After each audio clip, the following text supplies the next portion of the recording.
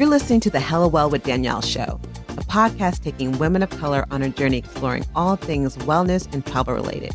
We're all about showing you how to put on your oxygen mask first and creating lasting self-care habits that will free you to travel the world and live the life you truly desire, and not one you have to fake loving. I'm your host, Danielle Washington. Now let's buckle up and start this journey.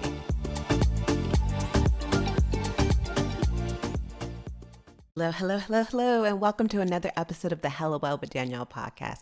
I am your host, Danielle Washington, and today's confession is I am freaking tired. I am so tired. I don't even know what to say.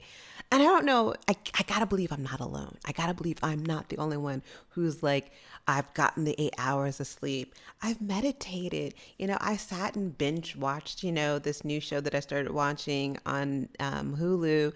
And I've done nothing. I've sat and just sat here, and yet I'm still freaking exhausted.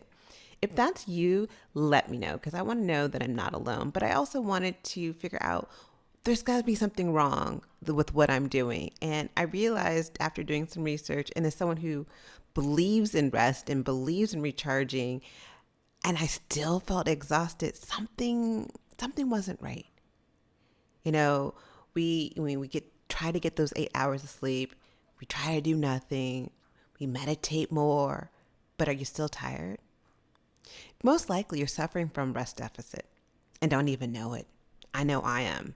I am a card-carrying case of rest deficit. And I thought it was all about sleep until, reading Dr. Saundra, I'm going to botch her name. I have a tendency to do this.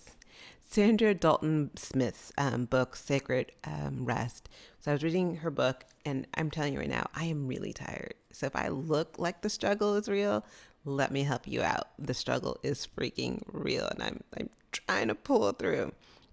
But I've always had an issue with sleeping. I wasn't a kid who liked to sleep. I always felt like I was missing out on something, and I think that a lot of us kind of did that. We feel like we're missing out on something, and even if we don't physically think we're missing out on something, we mentally, our minds are constantly going, so we're not really getting the rest we needed. I remember one time, I could barely speak. I literally thought I was becoming stupider. I don't even know if that's a word. I think it is. And I just couldn't come up with, phrases. I couldn't think of basic things. And I got tested. I did a day-long test and cognitive testing, and I'm like, oh my God, I have some disease. Something's happening horribly wrong with me, but they're going to give me this pill. Maybe I'm going to need surgery. Maybe I have a brain tumor. And it came out that I had sleep deficit. And I was like, oh, okay, well, that's interesting. Nothing so major. And then, I started working on it and trying to get more sleep. And then I found out I had sleep apnea, and I'm like, oh, well, maybe that's why I'm always tired. Got the machine, and I'm like, okay, I'm still tired. So I'm getting more sleep. I'm using the sleep pap machine, and I still don't feel like I'm rested. And then I realized that I've been doing what I call fake resting. I thought I've been resting, and I was very proud of myself telling people, oh, self-care is all about, taking time for you and resting and whatever. And, I was doing I don't know, I was getting off of social media, which is good.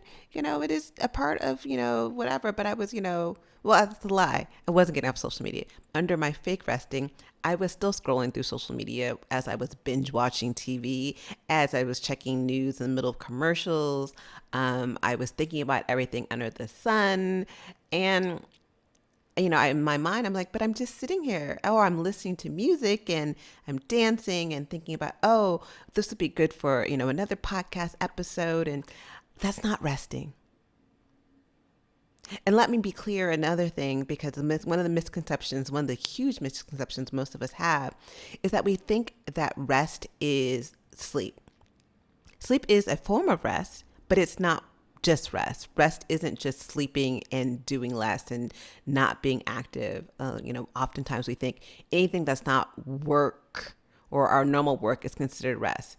And I hate to sit here and blame the Bible, but I'm going to blame the Bible for 1 minute. So all of those Christians out there, don't come hunting for me.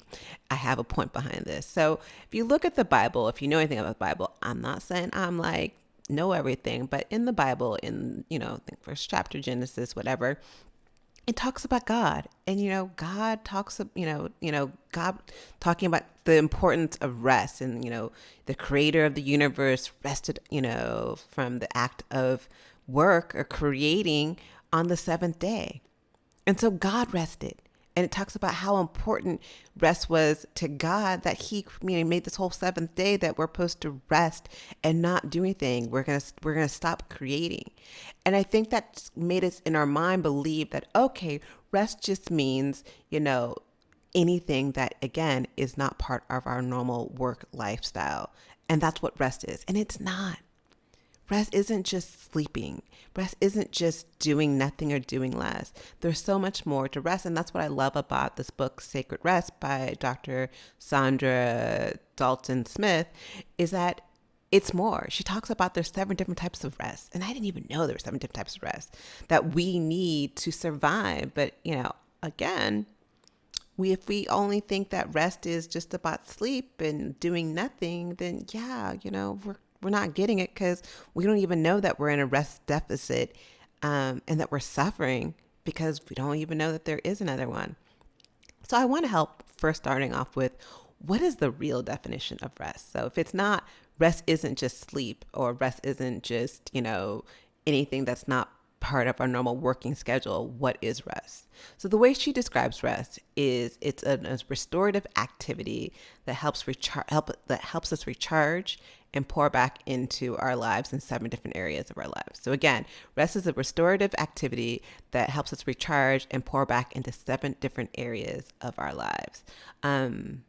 And that is something most of us are like, I'm not ready to do. I'm not ready to do, because we're a society who prides itself on, oh my God, I'm hustling hard. I work hard, I play hard. But do you ever hear that phrase, I work hard, I play hard? Ain't no talk of rest hard.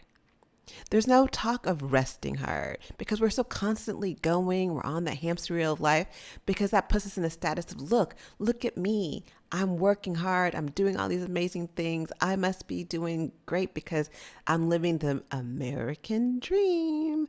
And we're constantly busy. I'll be the first one to admit, I'm always constantly busy. Even when I think I'm resting, I'm not resting, because again, I'm scrolling through something. Like this morning, I got up and I was like, okay, I'm going to work on the podcast and I'm going to do this other things, but I'm going to rest for a second. And what is the first thing I did? I'm going through and try to get through my daily challenge of solitaire, which all of a sudden I recently have gotten addicted to solitaire, and it's a hot mess. And I'm in the midst of doing this, I'm like, sis, what are you doing? This isn't rest. This is not rest. You continue moving your mind. And after knowing about the 7 different areas of rest, I was like, you're still doing it. Then that's because we constantly need to be busy. We're so used to being stimulated. I think we live in a world where we're overstimulated, but we don't even realize we're overstimulated. And then we always have this feeling like, I ain't got time for rest. I know rest is important. I know it's powerful. I know even in the Bible, it says the 7th day God rested. So if He needed to rest, why should I not need to rest? But we still don't. We don't take time to rest. We don't take time to stop doing. We have these relationships are strained. And, I encourage you to think and ask yourself, is that working out for you? Is that really the life that you kind of want to have right now? Or do you want better? Or do you just always want to be exhausted and still be functional, because you're basically being functional burnout. Do you always want to just produce and be unhappy and, produce and be constantly exhausted? If that's the case, continue being what, most people deem as a functional but chronically tired and burnt out individual. That's not the way I want to live. It's not it's the way I have been living. I feel like many women, especially women who deem themselves as strong women, are functional burnouts. We continue to produce, we continue to be, on top of everything. We got this. But at the same time, we are exhausted. I am so tired. My eyes hurt. And it's not tired that I need to sleep.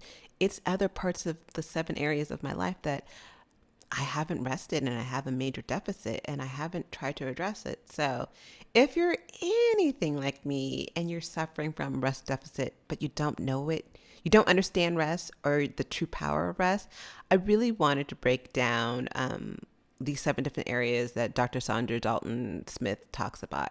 And like before, I even go any further, I wanted to kind of also preface that, she's not just some, person who has this doctor name in front of her. She's a board certified internal medicine physician. Like, she's a real doctor.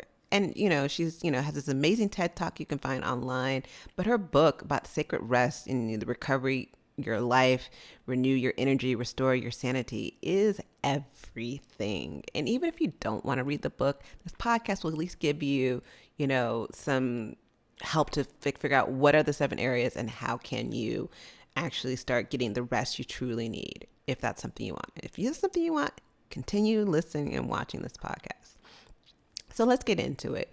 So, okay, each day we use energy. Everything we do is energy. Every activity, whether it's thinking, whether it's physical movement, everything we do is using energy.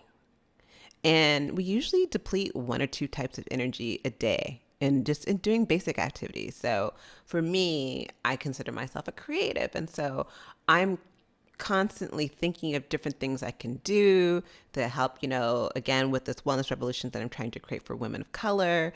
I'm, constantly thinking about, oh my God, I'm taking care of my parents. Like, are they doing okay? Do I need to get them food? Do I need to cook for them? Do I need to clean something? Are my niece and nephews okay? Oh, I need to exercise. All these, like, mine is constantly going. There's many different ways that we exhaust different energy. And, even though we think that we're getting that sleep, we're not. That's not enough. And so the basic type of rest, so there's 7 different types of rest. So let me just kind of run through them. So the first one is physical, emotional, mental, social, spiritual, creative, and I am so missing one. No, that's right. Oh, sensory. That's the 7th. So those are the 7 different types of rest. I had to write them down because I'm like, I'm a little tired. But the first one we kind of all know about, and it's easy to get. And I think it's one of those ones that it's a kind of a no duh factor. Most of it is physical rest. And that's the one that we think about when we think of rest. We think of sleeping and napping, which is passive physical rest. There's actually 2 different types of physical rest. There's passive and there's active. So in passive physical rest, it's taking a nap. It's, sleeping, it's hanging out in a hammock. It's just chilling, like doing absolutely nothing. But then there's also active physical rest, and that's just as important. And that's rest that, helps us restore. It's activities that are restoring and helping us improve our circulation and our flexibility. So think of like yoga, stretching, going for a walk. And so resting and physical, it doesn't mean we just need to stay still. It's not just about stopping, even in the physical rest. And that's why I wanted to point out that there's the active physical rest is just as important as the passive physical rest. And movement is important, and it helps us clear out different parts of our body, inflammation. And that's why I also like doing Reiki, because it's a way of, clearing out, the body. And, that's why it's important to do, stretching, walking, and moving. And so that is active physical rest is just as important as passive physical rest. And that's one we typically get. And that's when I feel like people are like, oh, I got it. Getting enough sleep, getting, some exercise, moving my body. One of the ones I think people kind of know but don't really work on is mental rest. An example of mental rest is I think about, I am known, just opening it up right now, as someone who has a computer, like hella computer tabs open on their computer. Because I always feel like you never know. I'm going to forget that I need this. And so I will have like maybe 60, 70, and then another window open, another 50 of tabs open. But people also have like computer tabs open in their mind. So it's like when your mind feels like you have hella computer tabs open, you have all these things you're thinking about, you're always constantly thinking, and you're not allowing your mind to rest. It makes it hard to concentrate. when the mind is constantly going.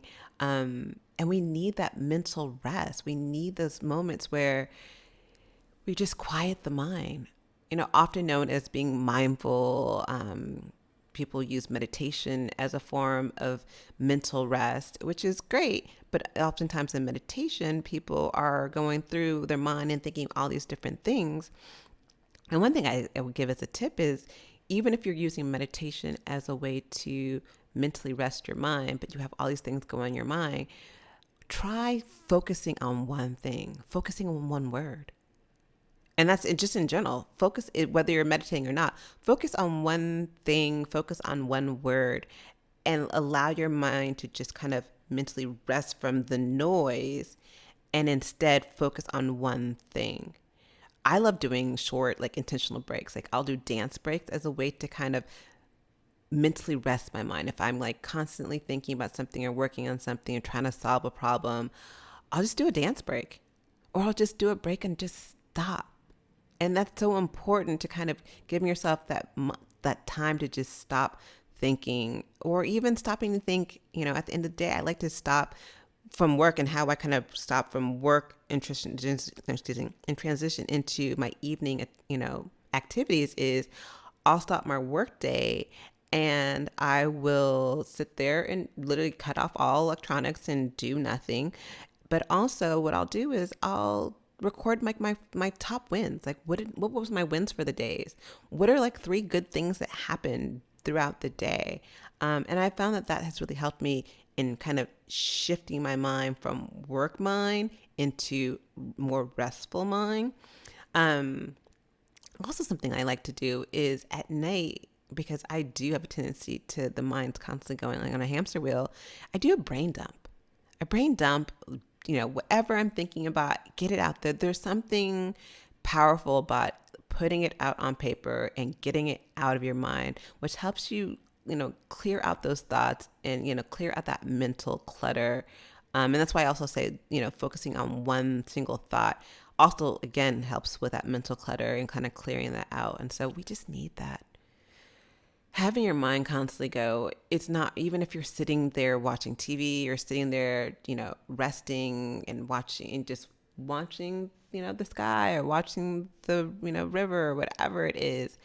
If your mind is constantly going, that's a form of rest that you're not getting. That's when you're having a rest deficit. And so mental rest is just as important as physical rest. And, going on to the third topic is emotional rest. And what is emotional rest? Emotional rest is allowing yourself to be vulnerable and authentic. And like example, someone who probably is having issues with emotional rest. Think of that friend who hides her real emotions. We all have one of those friends. We may even be that friend. Everything is great. She's on top of everything because she's a strong Black woman. Like, she's got this. She can handle everyone else's, responsibilities, and she's on top of everyone else. She's that friend you go to for everything. She's that person that people depend on. She's just that ride or die person. But in reality, honey, she is struggling. She is dying inside because she feels like she can't tell anyone her true feelings, because she can't say, if someone asks, how are you feeling? Oh, I'm not okay, because people depend on her. So she feels like I have to say, oh, I'm good. Everything's wonderful. My life is amazing. She doesn't allow herself to be honest with other people. So she's not being honest with herself. And that she's not getting the rest that she needs by telling her truth. She doesn't feel safe to let people in and fully see her. That felt deep because that felt like me.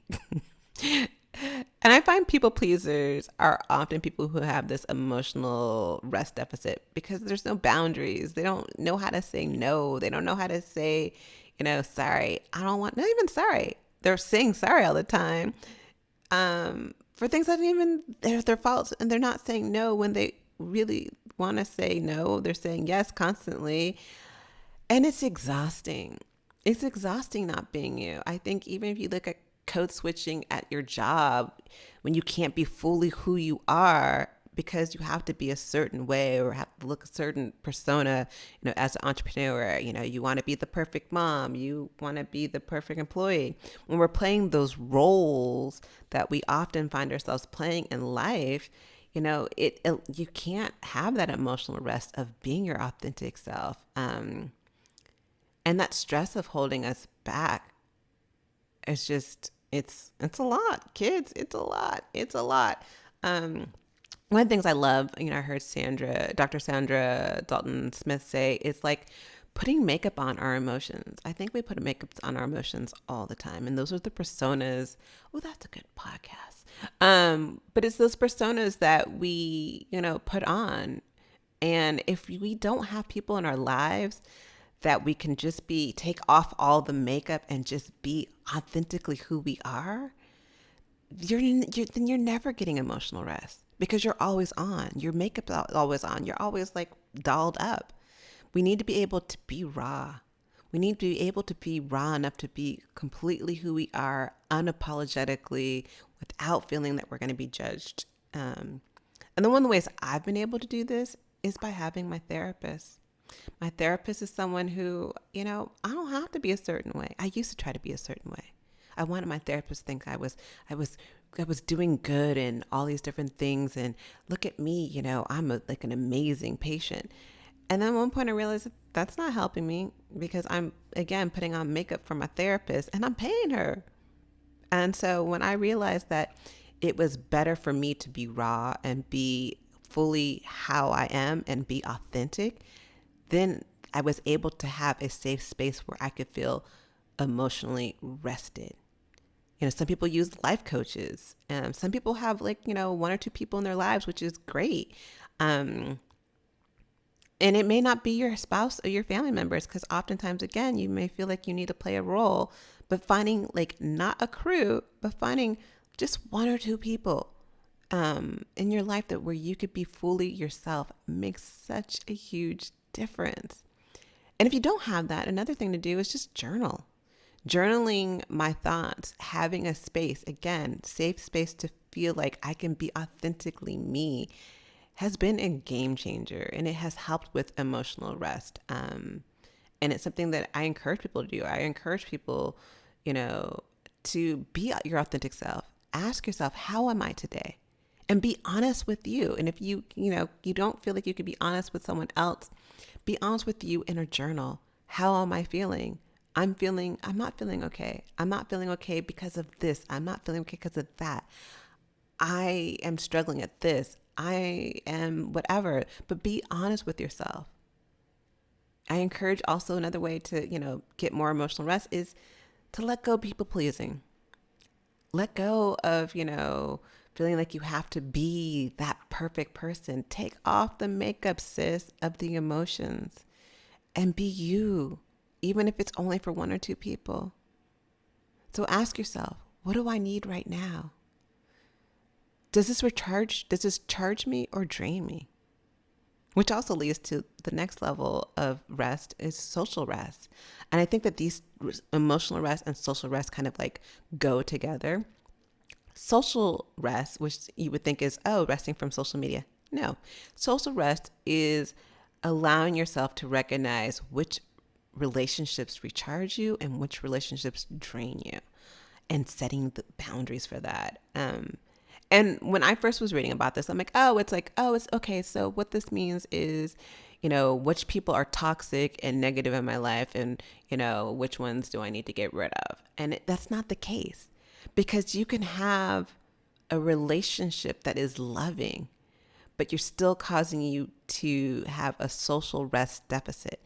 And what do I mean by that? I think about it in the sense of, when you are in relationships where you're constantly giving and never receiving, and there's not this kind of back and forth of yin and yang, that's when you get into these moments of social rest deficits, because you have people in your life who are demanding and need you, and they could be probably most likely the people who you love the most, and it doesn't mean you love them any less and you should get rid of them and they're toxic. I'm not saying that at all. They're not toxic people. They're not negative people. But there's something about being able to receive. There's something about not always giving. There's a beauty in that feeling of being in the presence of someone who gets you, someone where you don't have to put on the facade for, someone where that recharges you. I have a friend who I love, who Linda is just one of those people where I could be in her presence and I just feel recharged. Not because she's a beautiful person and great energy, but when we're talking to each other, we recharge each other. It's like when I'm in her presence, if I just give her a hug, I feel recharged because she's one of those people who, when I'm around, I feel recharged. And it's having those type of people in your life. So surrounding yourself with those type of people, fostering relationships where you both feel fueled up, and you enjoy being each other's presence. So that's something to think about. I don't know. It's something that has helped me, and it's something where I realize I need to find more people like that in my life, because I feel like I am someone who's constantly giving, and I don't have a lot of those relationships where I feel like I'm being fueled at the same time. And so if you're always giving and never receiving, you're most likely in your social rest is depleted and you can feel exhausted like me.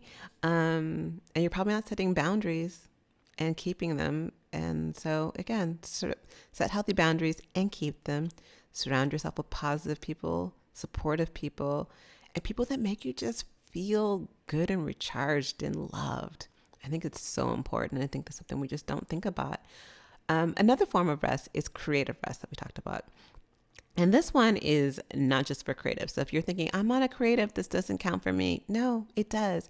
If you're someone who, problem solves, has to be innovative and think outside the box, this this affects you too. So don't just, label yourself as a non-creative and think that, you can expend all this creative energy, because you can't. And the way I would explain this is, think about it is, how would I want to explain this? Creative rest allows you to be inspired. And what I mean by that is, have you ever been, like, I'm a person who loves to travel. And so, like, I love being by water. Like, being by water, being the sound of water energizes me. Being in nature, walking in the forest energizes me. And that's what that creative rest is. It's having, it's not even just being physical and like, mountains and forests and bodies of water, but it could be art, it could be music, it could be dance. And it's finding those, it's finding beauty in nature and in art that awakens you inside. It's something that makes you feel good. Like, you can't explain it. I love being by the water. It just refuels me. It makes me feel a certain way, but I can't explain it. It's those moments of those type of experiences that awaken you, that you need to add in to help you, inspire you to do amazing things. Like, I get so many great ideas when I'm just sitting at the beach, watching the tide go in and out, listening to the waves. For me, that is one of my ways of being creatively recharged. And so find out what it is that creatively recharges you. Is it, something, adding a picture of a place that brings you joy to your work or home space? Is it getting out in nature? Is it going to a museum? Is it going to the ballet? Whatever it is, we all need that. And I say that we all need it. Because all of us problem solve, whether you're a mom, whether you're an entrepreneur, whether you're just an employee, not just an employee, but whether you're an employee, whether you're just anything in life. And especially if you're someone who is probably a people pleaser, or someone who's always giving, whatever, it means that you're always probably problem solving for someone, if not yourself. You need that creative rest. You need that need time to be able to experience and enjoy the beauty of something else, which inspires you to be innovative, be that leader you're meant to be. So the next one I'm going to talk about is kind of like, I get it, but I don't get it. I'm going to be real. I get it, and I kind of don't get it. And it's spiritual rest. Spiritual rest is the way Dr. Saundra Dalton-Smith talks about it is like nurturing that feeling of being belonging, feeling that something's bigger than you, that you're part of something bigger, knowing that, whether it's, God, source, universe, and it doesn't even have to be God, source, just knowing that, you're a part of something bigger. And, you can be an atheist and still feel like, the greater humankind, and that feeling. And so it's not a religious form of rest. It is actually, and that's why it's spiritual versus, religious rest.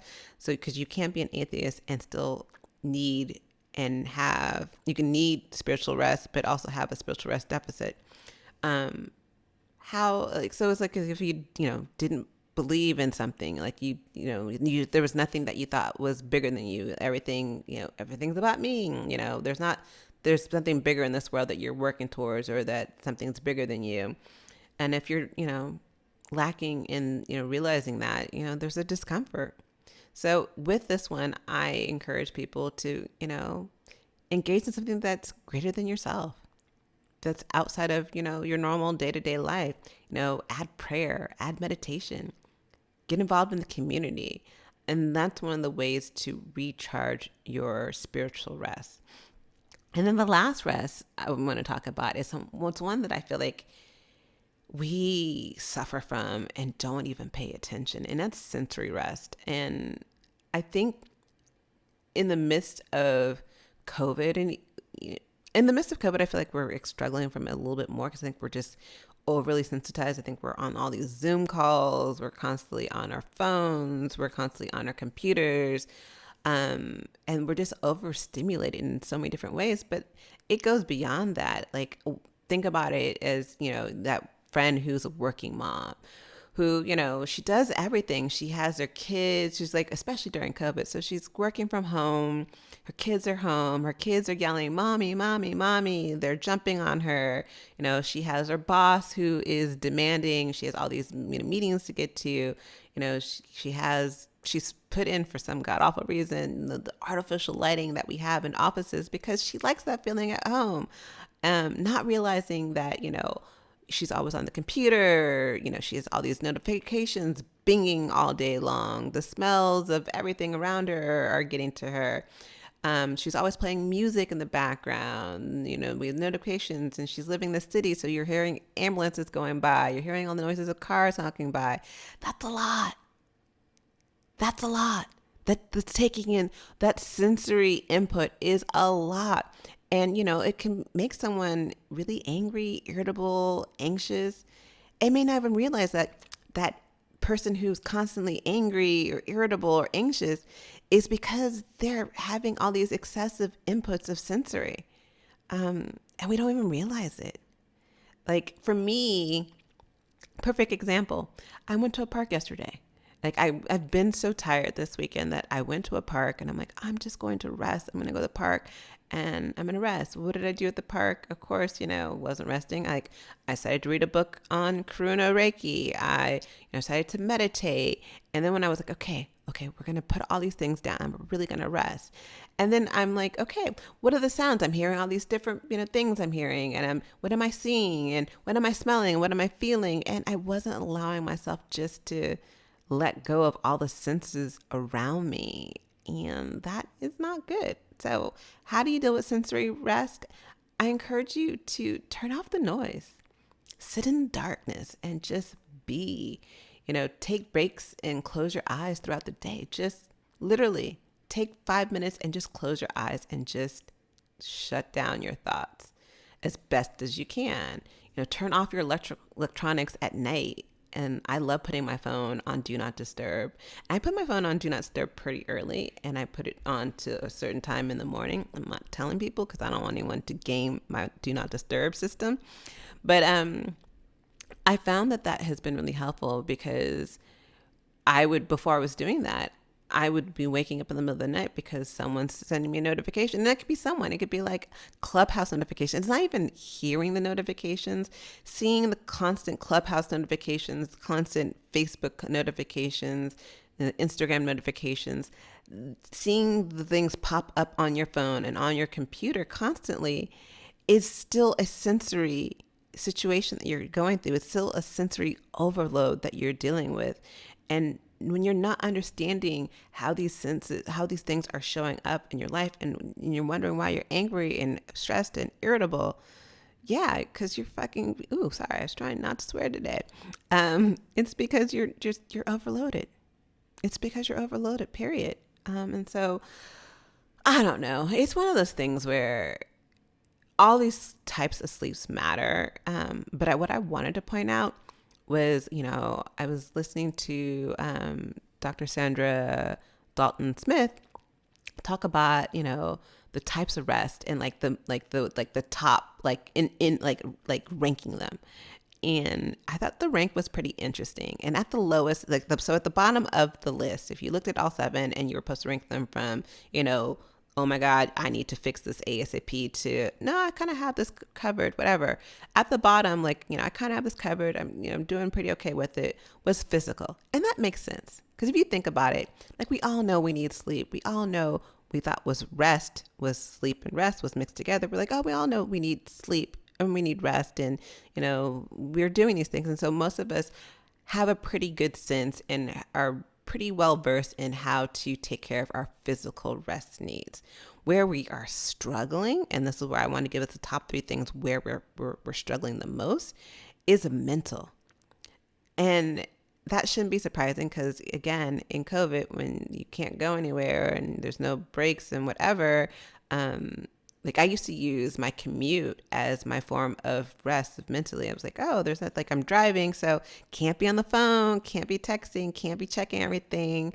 And I would even turn off the music, because I'm like, oh, I'm going to go a little step further, and I'm going to rest my mind from listening to music, trying to listen to a podcast, and just be in the space. But mental is one of the top ones, is the top one that most people struggle from. And so I, again, ask you to kind of think about, what are ways that you can shut down your mind? What are ways to where you can find that peace and that rest in the mental aspect of your life, in that area of your life? The next one, number 2, is emotional. Not surprising, because again, when we have this, makeup that we're wearing all over our emotions, it's no surprise that, yeah, that's going to be a major one that we're struggling with, because we're not being honest and we're not being authentic, and we're playing these roles that when you don't have a space to where you can be fully yourself, it's going to be a problem. And then the top third, so the top 3, so it goes mental, emotional, and the next one is social, which kind of goes again in, if you're not surrounding yourself, if you're always giving and not receiving, you're not having people who pour into you. And that's what this all is. Let's kind of really break it down further. This is all about finding areas in your life where you're pouring out a lot of energy, and the rest is finding activities that pour back into you, and finding ways to pour back in to refuel all of those, areas of your life. And so, mental, emotional, social are the top 3. And if you kind of go back down the list, and if you want to know what the other ones were, there was a tie between sensory and creative, which makes sense. And then spiritual and physical the last. And I get why spiritual will be last, because most of us feel, whether, again, you're religious or not, because you don't have to be religious to have, spiritual rest. Most of us know that, we're just one small ripple in this big world. We're not the world. We're like one little drop in this big world. And so most of us have this sense of belonging to something or another part of our life. And so I want to kind of touch upon the different types of rest, and that everyone needs ASAP and in order. But I also want to talk about something that I found that I was doing, and I find a lot of other people do, is, we think vacation is our game plan, is the best game plan for rest. And it's not. And I wanted to explain why your vacations aren't cutting it. And it, you're just like, oh, I just need a vacation. I just need to get away. That's the wrong mentality. It's not. Vacations are great. I'm a strong believer. That's why I plan these unplugged trips. Vacations are a great way to rest, and it's one form of rest, and add in different forms of rest. But oftentimes we're not doing it right. It can't be, first of all, it can't be your only form of rest, because one vacation a year ain't cutting it. If you say, oh, I'm going to just do one vacation a year and then I'm going to be rested for the entire year, I'm calling BS on the whole shebang of everything, because it's not. And even if you're doing one vacation a month, maybe that might help a little bit more. But again, it cannot be your end all for, pouring into the 7 different areas of your life where you need rest. Because most of the time, your vacations aren't cutting all 7. It may be cutting, the mental. It may be cutting the physical. It may be cutting the social, but it's not taking care of all 7 different aspects of rest that you need. The other thing I see when people go on vacation is you say, oh, I need a vacation. That's how I'm going to rest. And then you're going to every tour, you're at the club, you're, at the pool, you're taking all these social media pictures. You're overstimulated and not allowing the mind, body, and spirit to get any rest. And then you wonder why I just come back from vacation and I'm like, I just came back from the Maldives and I'm so tired. Girl, you're so tired because you didn't allow your body, your mind, or your spirit to rest.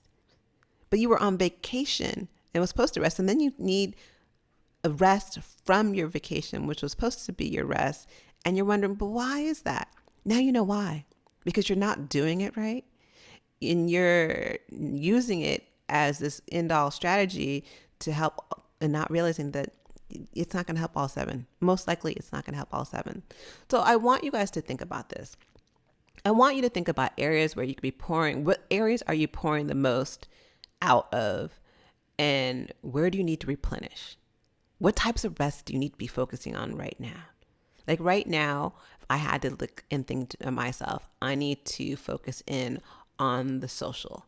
I need to focus in on I need to focus on the mental, definitely. I need to focus on the emotional. I would also say those are probably the top ones that I need to do, and maybe even physical, because again, I'm constantly always going.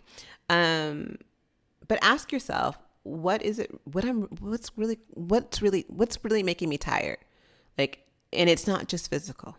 So know that figuring out what's really making you tired and knowing it's not just physical is a game changer. Take a moment and determine what's really weighing on you, and also know each person's capacity for these different types of rest and sleep or whatever is different. What works for you will be different for someone else. If you're someone who's an empath, you may be more sensitive to sensory input than someone who is a people pleaser who is going to be really focused in on having issues around their emotional rest. And so being honest with yourself again, and kind of recognizing that your need for more sensory rest may be different than someone else. And that's okay. Because we're not all like these little, human robots and doing our thing. No, we're different people. We all have different needs. We constantly allow ourselves to be overstimulated. And it's time to start changing that. It's time to start figuring out, how do people pull on our social energy? And what is it that we need? So I hope you got something out of this. I'm going to go continue trying to rest more in the different areas of my life so I can be a better person, so I can show up better for you, but also for me. So I love y'all, and I will talk to you next week. Ciao.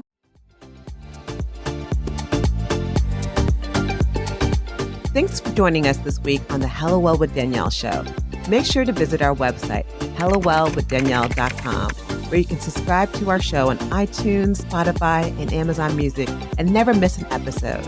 Also, you can follow us on social media at Hello Well with Danielle on Facebook and Instagram, and Hello Well Danny on Twitter.